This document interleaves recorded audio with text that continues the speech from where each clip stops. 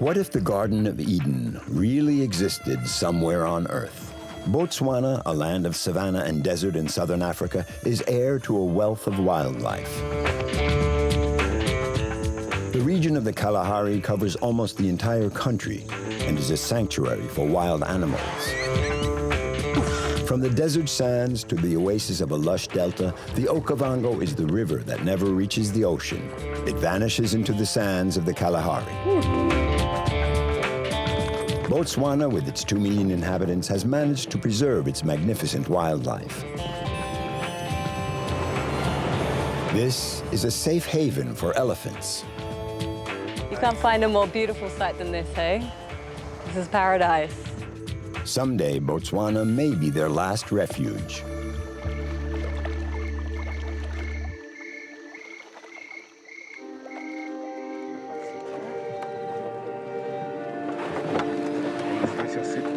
Tempe Adams, a young Australian biologist, has been studying African elephants, and for the last 4 years has been living an adventure here in Botswana.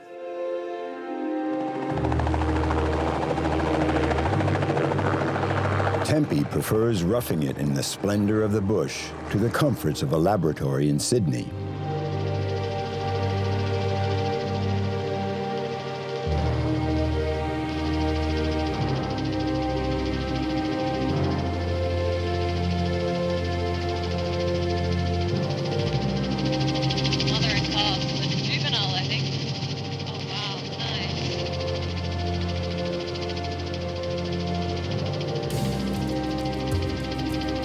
Mogomotsi is flying with Tempe over the Chobe River, where thousands of elephants gather every year.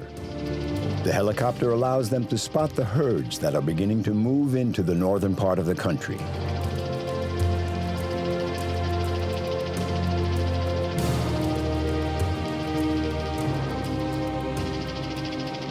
I first came to Botswana when I was 15 years old.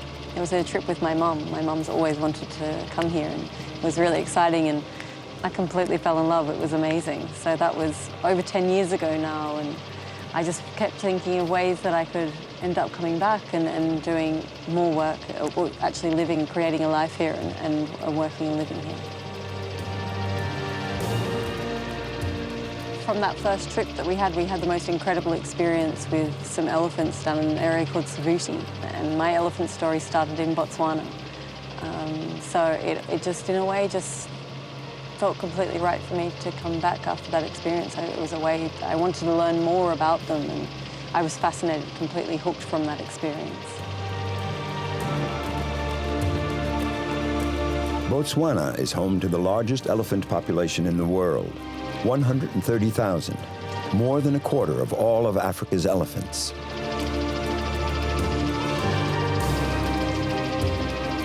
Almost everywhere else, elephants are being slaughtered by ivory poachers. In 2014, Botswana became the first African country to outlaw the hunting of all species of animals.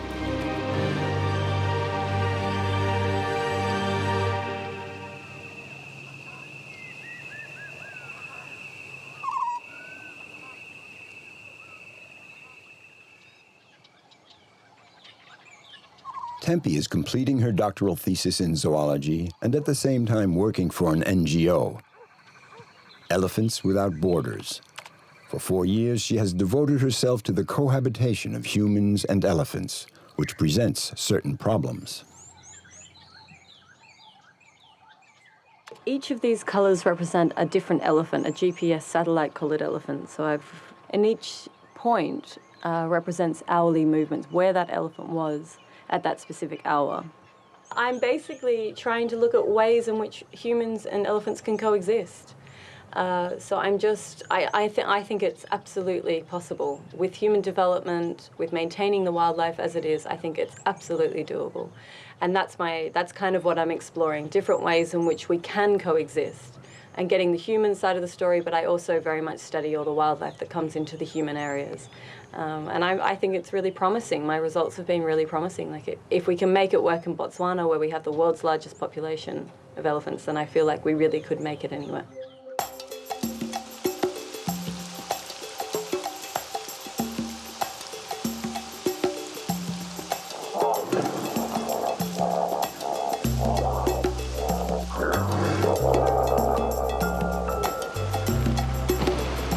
Thanks to her bird's eye view from the helicopter, Tempe has localized several families of elephants in the Chobe National Park. Now she's tracking them down on the ground. Her first contact is with a solitary male on the riverbank. The elephant doesn't seem too happy about the encounter. So this is a teenage male. Hello.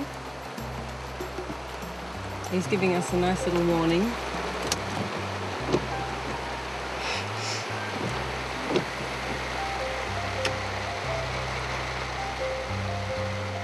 He's just checking us out.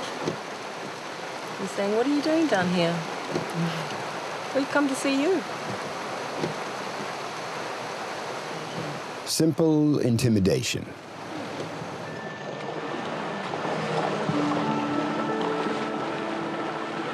Elephants are unpredictable. Now that the sun is shining once again, the elephants all come out of the forest.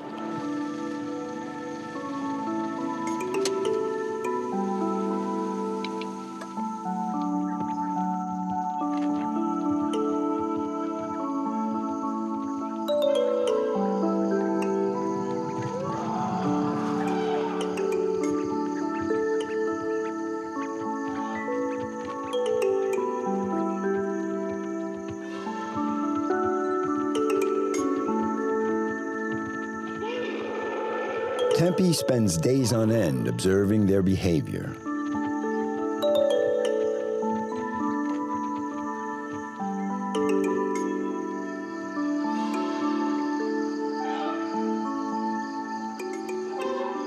You can't find a more beautiful sight than this, hey? This is paradise. If they just, look at them, they're just so magnificent. Every single time. It's like seeing good friends. Just these mature females, they're just, they're so unperturbed with us, and they've got the really, really tiny young calf, so often they'll be quite cautious when they've got a really tiny youngster, but not at all here. I mean, they're so comfortable. And they've come out, which is really lovely. Just as the rain stopped, they just came down onto the floodplain. And, oh, look, there's the youngster.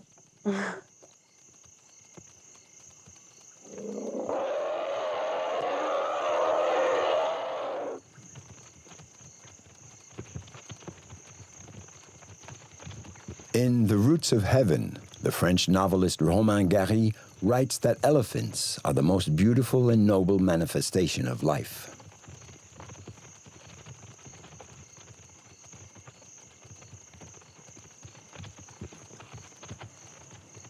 I live the dream. I get to be out here in paradise watching these incredible animals absolutely be exactly the kind of animals they're meant to be, and it's completely, I'm speechless basically. And every day I have a moment absolutely every day when I live here of just going, wow, just total wow. I'm so content and so appreciative that I could be here.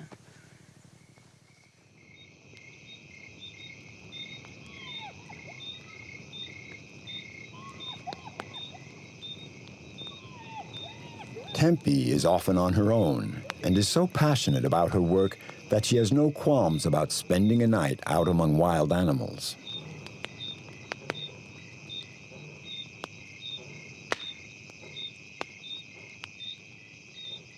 I think it's honestly one of the biggest adrenaline rushes you can ever have, in a way that it reminds you of what it is to be human, and you get a primitive feeling. You're no longer the dominant. You're sitting out here, you're surrounded by wild animals, and you have to be respectful of them, and you are vulnerable here, especially at nighttime in the dark. And I think that feeling that it gives you is one of the best feelings in the world. It's a friendly reminder of our place, and I find that is something I think I'm quite addicted to.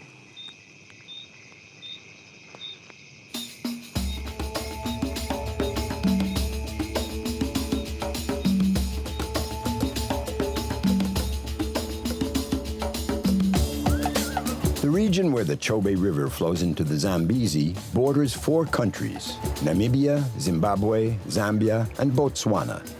It's a major crossroads for trade and migration. 20,000 people share the area with thousands of elephants. See how the fences are destroyed there? They come across the road, climb into the fences there, then walk or see there's no fence this side. Then they eat the fruits, the trees, so the elephants. Tempe's friends nicknamed her Miss Elephant. Today, Stephen, a former safari guide turned filmmaker, is strolling the streets of Kazane with her. He's preparing a film on the coexistence between humans and wild animals. No. Hi. Hello. How are you? Well, how are you? I'm good. Oh, my goodness me, you have beautiful grass here. Thank you. Do you have a problem with the elephants here? Oh, yes. Yeah? And it's a problem. It's a problem. Yeah. So how often do you think they come in? Sometimes they come every day, sometimes twice in a week. It depends. It depends on the time of year, Yeah. if it's dry season or Yeah. wet season. Yeah. Wow. Are you scared when they come in? Yes, oh, my friend, yes, I'm scared because that thing is big. Oh. And how do you make it go away? I just run in the house, then I start clapping my hands, and they run away. Do they run away when you clap? Yes. They do. Yeah. The sound makes them go away. This coexistence can be problematic, but Tempe would like to convince all the inhabitants that it is possible to live in harmony with the elephants. Here in Kazane, corridors crossing the inhabited zones have already been cleared to allow the animals access to their watering holes.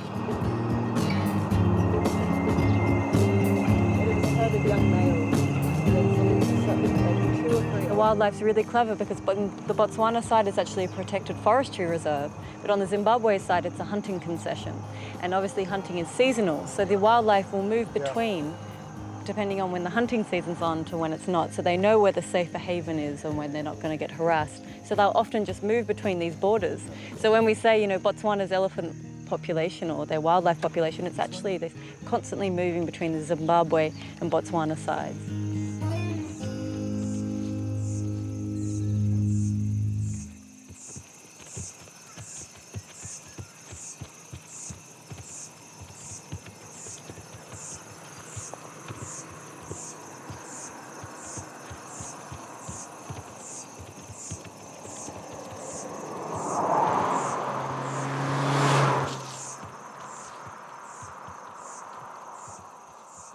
Elephants or animals have been there before.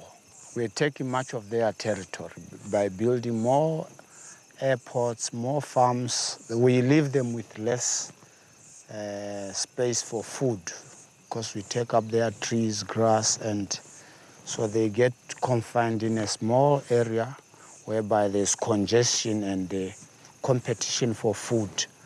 That's what leads them to end up even attacking gardens or some farms for local farmers.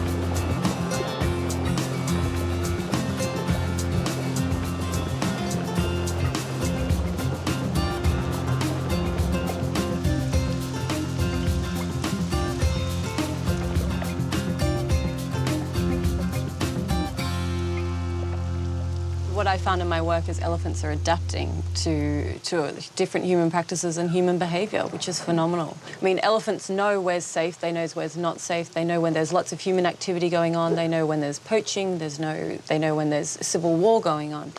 I mean, we used to see a far greater movement of elephants going up into Angola, and that movement's really reducing now. And that was, I would say, would be a result of the war and the conflict that was going on there. And I think that's really the key to the future of elephants and elephant management, is they are now adapting to what we do, which I think is just phenomenal. And I think that shows a lot of promise for them.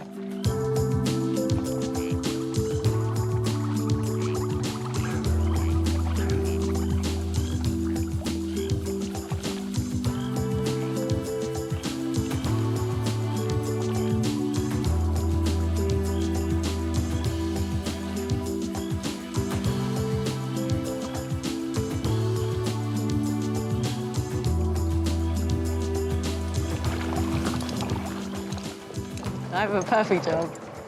The best. Living the dream.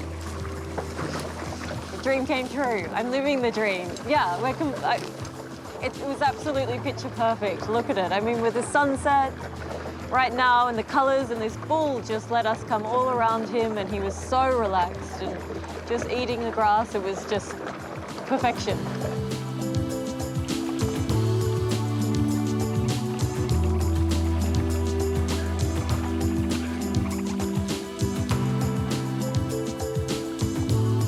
Elsewhere in Africa, ivory poaching and an ever-shrinking territory could mean the death knell for the nation of elephants. Tempe, 26, knows the role she will have to play in preserving this earthly paradise.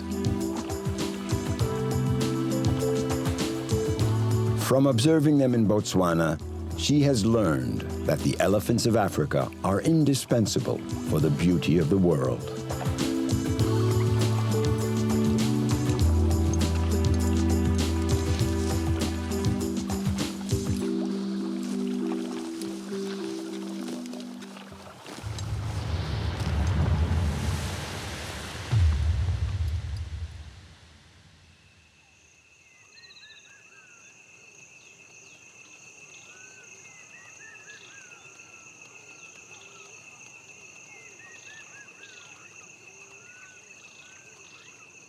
See, across this valley, where you see these big trees across the valley, is the Stas de Kalahari.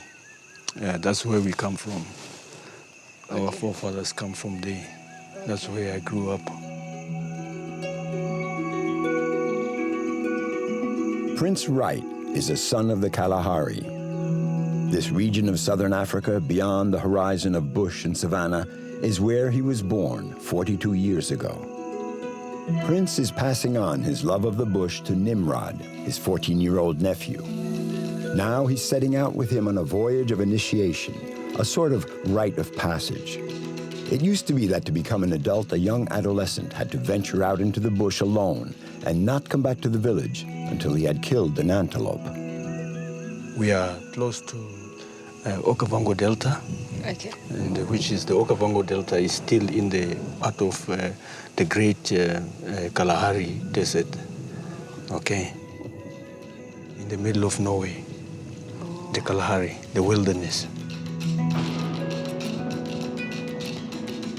Nimrod still has a lot to learn about the wilderness, but he dreams of the day when he'll walk in the footsteps of his uncle, one of the country's best safari guides.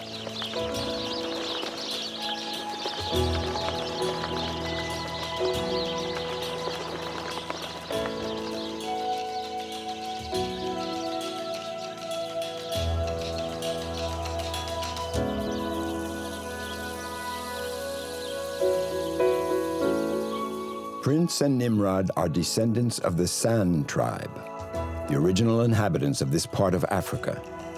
Prince has a bit of Scottish blood flowing in his veins as well. His history parallels that of southern Africa.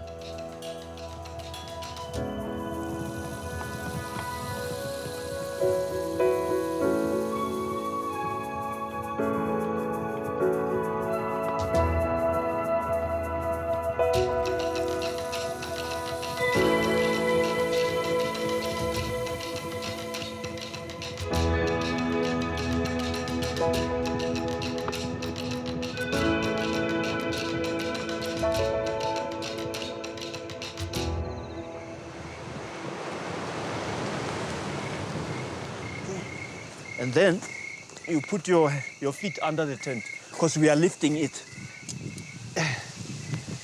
We start from the top, right?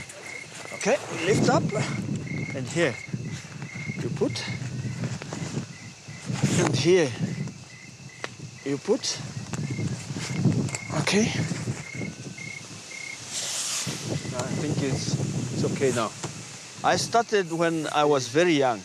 I was a shy person. In the village, I didn't like much in the village. As soon as the school closes, I rushed to the Kalahari because there I was surrounded by wildlife. I was surrounded by birds. I was sort of free to be out there to see things, not to see people all the time. As I grew up, I chose to become a guide so that I can stay close to nature like I always have been when I was a kid. And now I'm living happily, being a guide, because I've pursued my dream. This is what I dreamed to be, and this is what I am.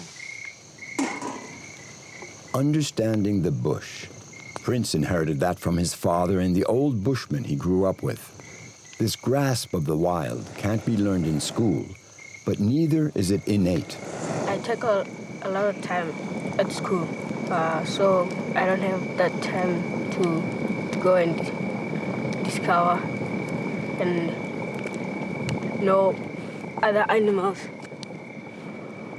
So this time I came here to learn about how they live and to see other animals that I didn't know and to see the physical features of Botswana that are preserved for the next generations.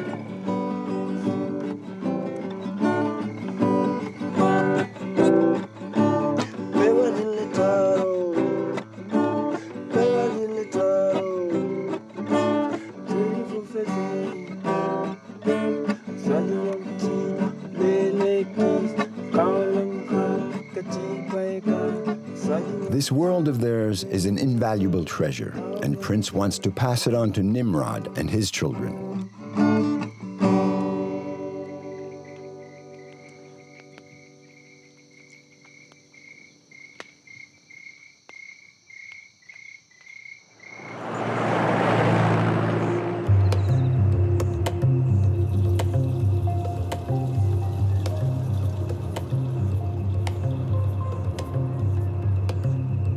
Botswana is a jewel of nature, where the animals roam freely. There's no other place on Earth that offers such a lavish display of eternal Africa.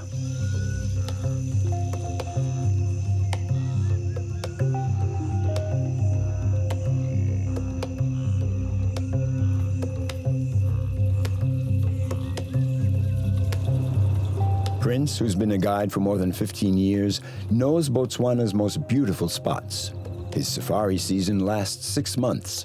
During the southern winter, he travels thousands of kilometers in the national parks and reserves, which cover a good part of the country.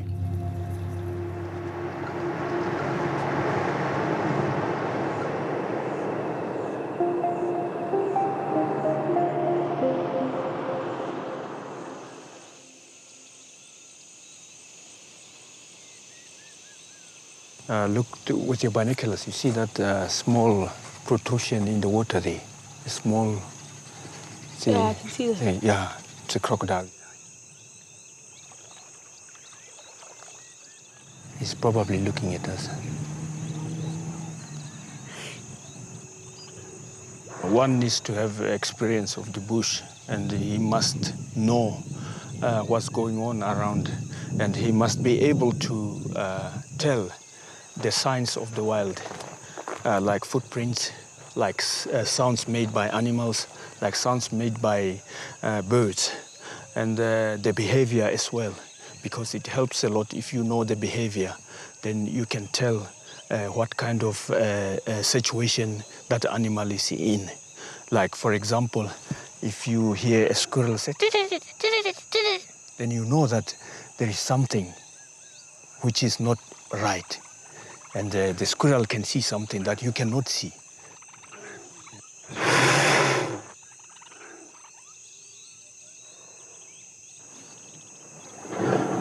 He's not very happy with us. The teeth are a dangerous weapon. They're about, the one on the lower jaw, they are about 45 centimeters. And when they fight, they open their mouths. See, they open their mouths. A hippo can open up to 95 degrees. And they poof, like that. They can punch out on the flank of other opponents.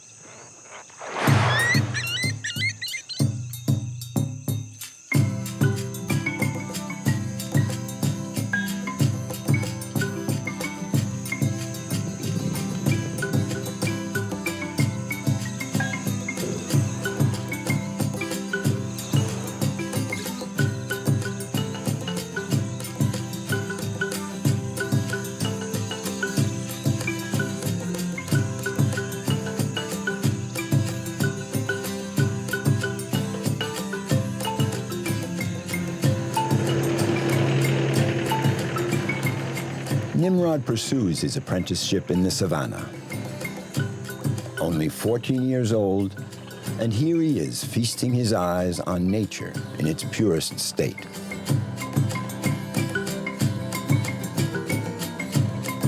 For Prince and his nephew, this initiation voyage is also a way of reliving their history, the history of the San, the people of the bush, the first people of southern Africa.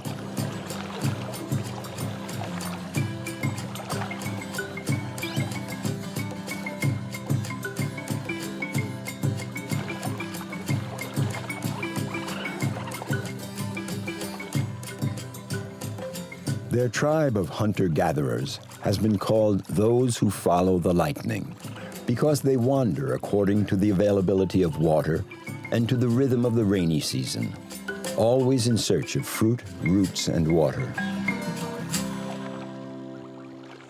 Before nightfall, Prince makes a stop at the Quapa camp. He wants Nimrod to meet one of the locals, a character straight out of the pages of Rudyard Kipling. Mike Reed runs the Okavango Guiding School. In the Reed family, they've been naturalists from father to son for 3 generations. Something to whet Nimrod's curiosity. The future safari specialists come here to train, just as Prince did a few years back, and as Nimrod may also someday.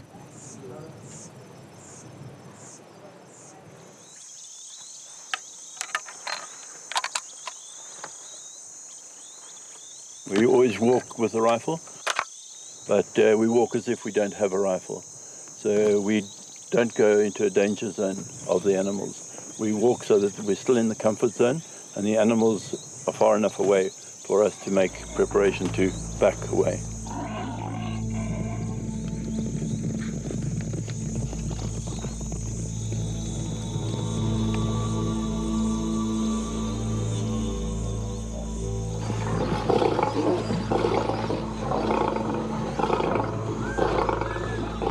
Danger is ever present in the savannah. One must stay alert.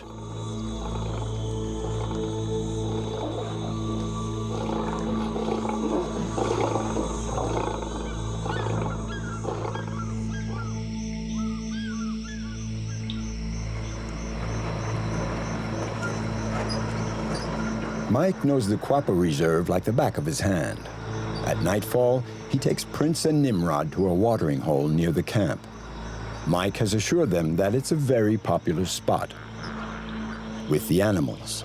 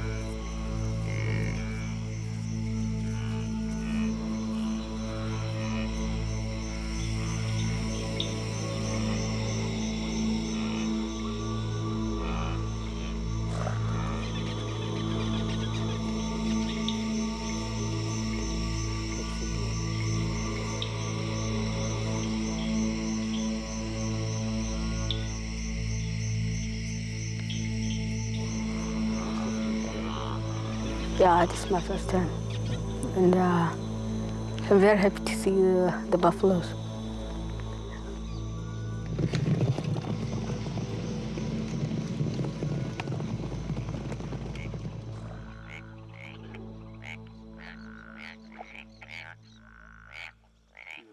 Nimrod, are you afraid of the buffalo? No, I'm not, sir. Okay. It's always good to be just a little bit afraid, okay? Have some respect, because that respect and that fear is very good. It keeps you at the right distance from those animals. They're very dangerous, and provided you respect them, they will respect you. So keep your distance from them, okay? It's what we call the comfort zone. We're in the comfort zone. They are not feeling threatened by us.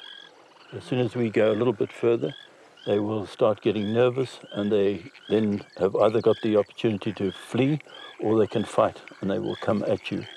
So you're never quite sure, so it's always good to stay in the comfort zone.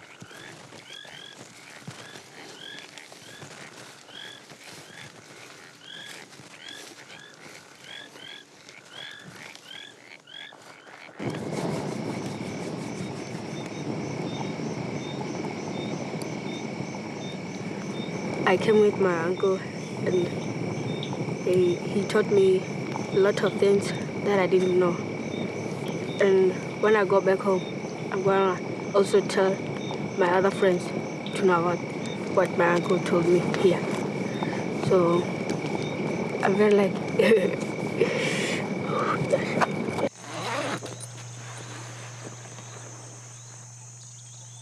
Prince and Nimrod spent the night at the foot of Tsodilo, the country's only mountain, the mountain of the gods. There are gods all over here. You cannot see them, but they can see you. So as we walk now, we know that we are surrounded by our gods, our ancestors, and we must treat this place with respect. You see?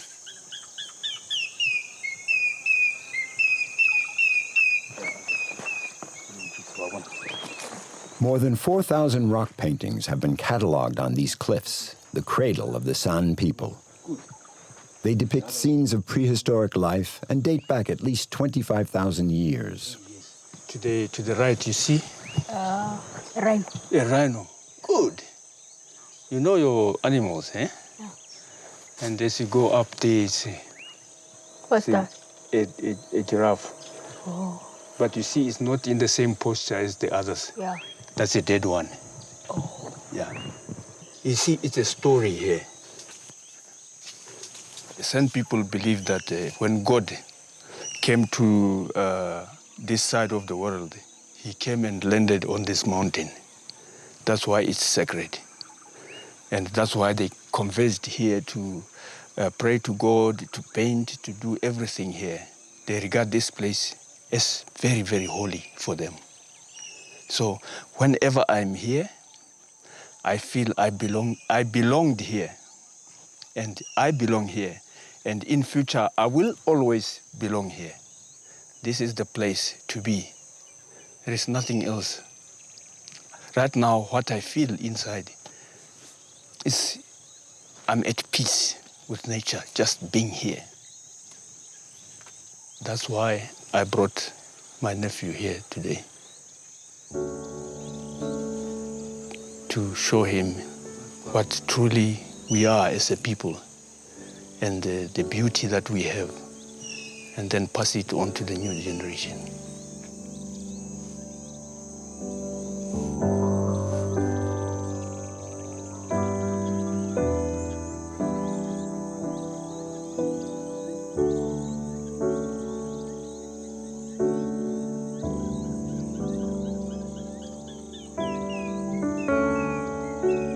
In 2 days, Nimrod will head back to school. But his initiation to the wild world and life in the bush is not finished yet. Thanks to his uncle, Prince, he now knows that his wish to become a guide will someday come true.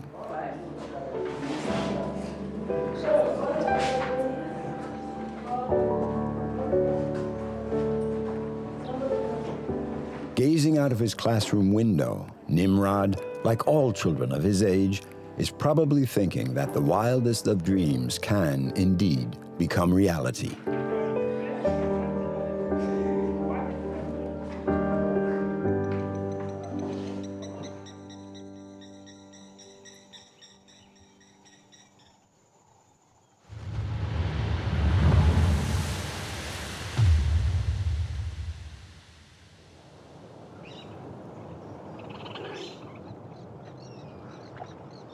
The Okavango Delta in the northwest corner of Botswana is a priceless jewel of Africa. This is where Tanik Dinonoka was born.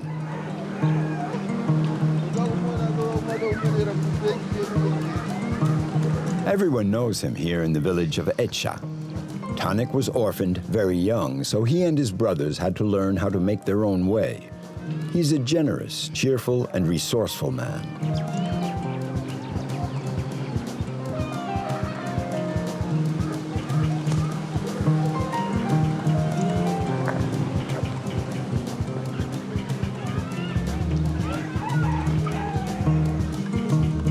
My name's Katanga Tanik Dinonoka. I'm born in Etcha 13 village. I'm just working as a fisherman or a farmer in Etcha.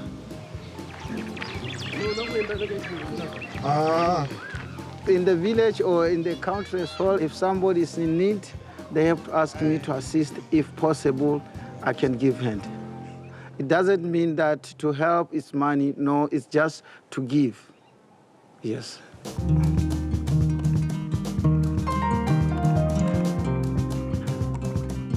Tanik is a skilled jack of all trades and is always willing to lend a helping hand. Right now, it's Andrek, the village elder, who is in need of help.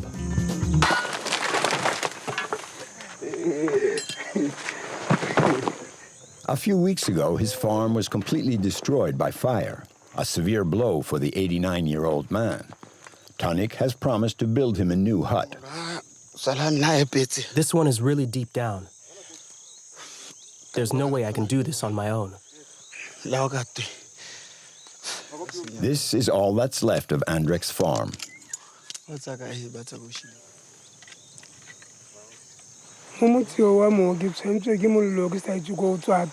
My house burned down. I don't know how it started. I was sleeping. It was 3 o'clock in the morning. I was so shaken I went to ask the government people for help. But I didn't get anything.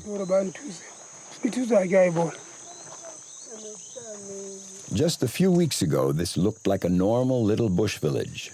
Then the flames did their sinister work. Tanik is trying to salvage what he can.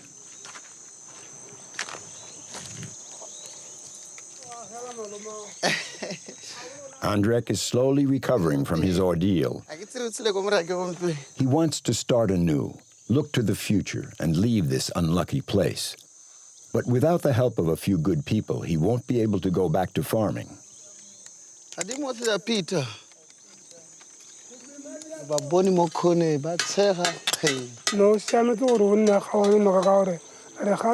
This is an ideal spot because we're close to the river. It's not possible to live far from a river. Like all people, we need to live close to water.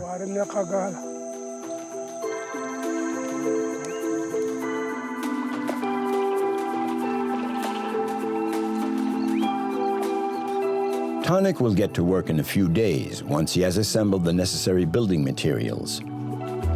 He sets out to find the wood, the reeds, the straw, and anything else he may need to fulfill his promise.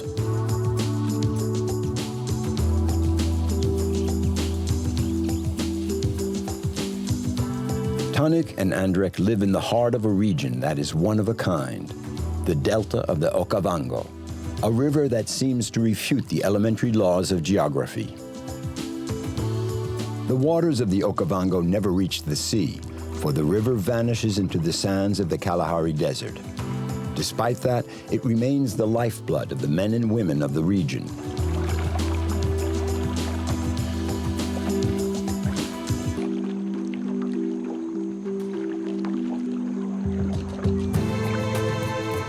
have to do is plunge into the meanders of the river to harvest what they need in the way of food, drink, and even shelter.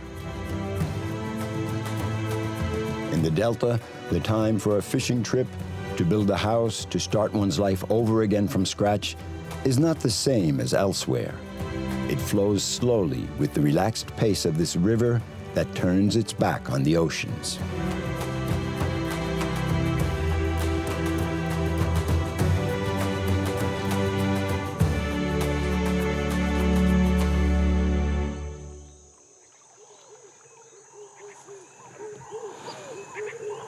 Tonic is one of the rare inhabitants of the Okavango Delta.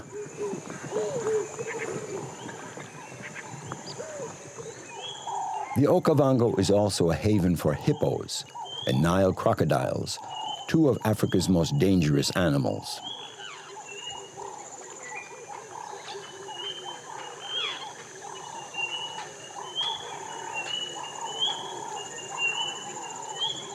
I'm just alone here in the nature. Listen at the birds, and I can see some catfish making some bubbles, and some different birds calling around. And sometimes maybe there are some crocodiles here. I don't want to disturb them, and I don't like them to see me because I'm alone here.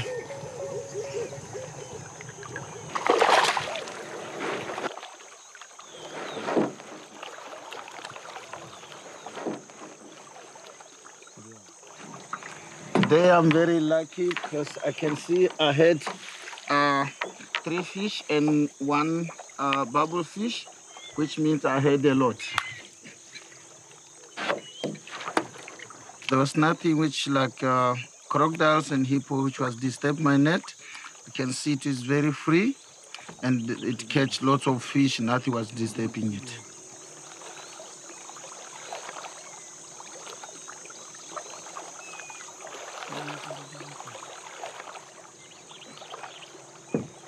The calm, clear waters of the Delta are teeming with fish.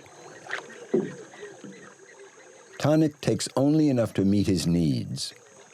He's not a professional fisherman, so he's not allowed to sell or barter his catch.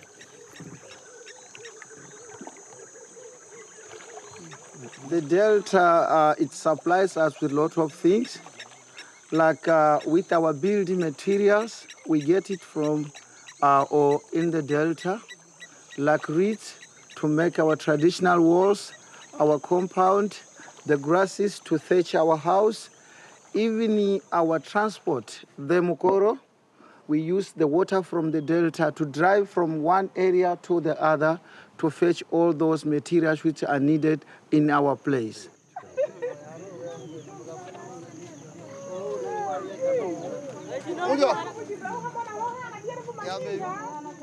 Tonic and Andrek have come to this village to buy bundles of straw gathered by the women during the last rainy season.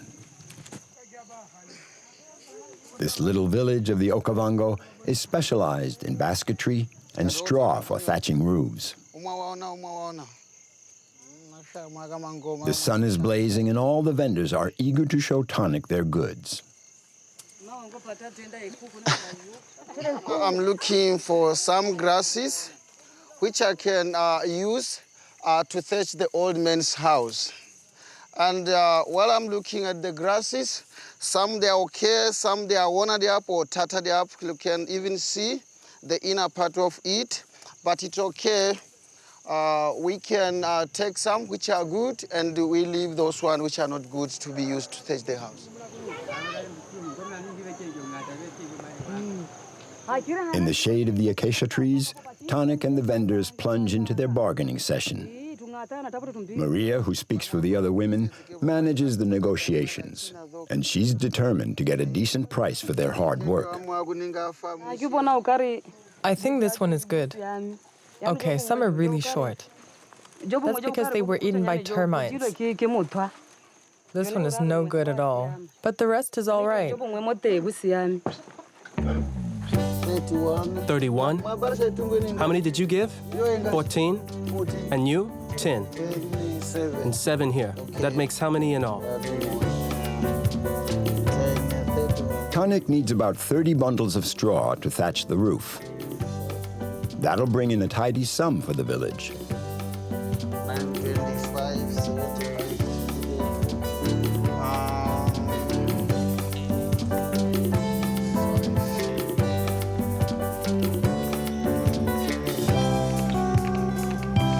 The wood, reeds, and straw, Tanik has just about everything he needs. Now he and Andrek will have to recruit some manpower for the actual building. 3 or 4 experienced men can erect the roof of a traditional hut in 5 days. Andrek is the oldest man in the village. He has the gift of never losing hope. Plus, he has the power to ward off bad luck and to predict the future. It's up to him and fate to choose the site for his new home. With his misfortune behind him, life should resume its normal course on the banks of the wide, generous river.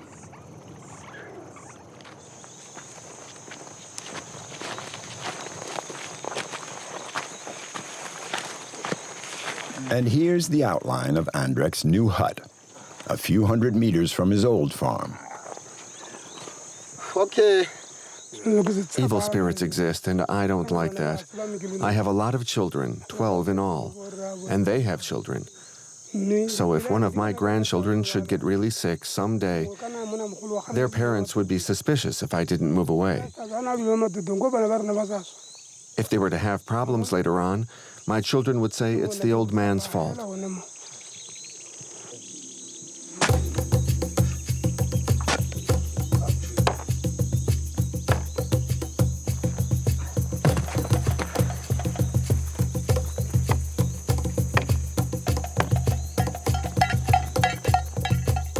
The workers keep up a good pace despite the scorching sun. Tanik throws himself into his work. Andrek has left the evil spirits behind.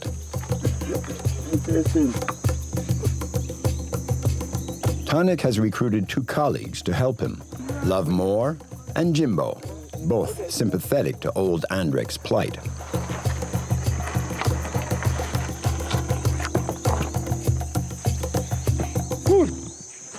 It's the evening of the 3rd day.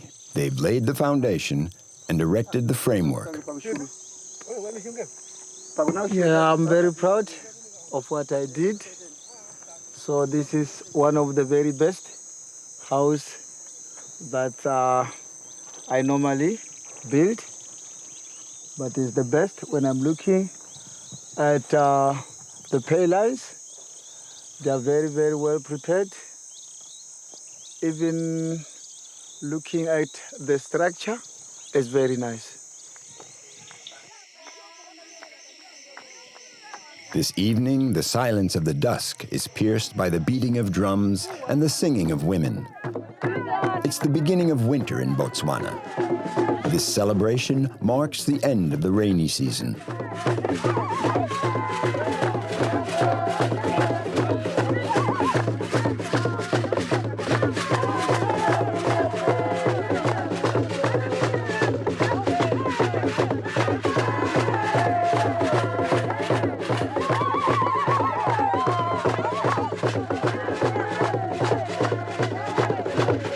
Tanik has earned the right to have a good time tonight, for he's dancing to celebrate the promise he made to Andrek as well. In a few days, the hut will be completed, but there's still a lot of work to do.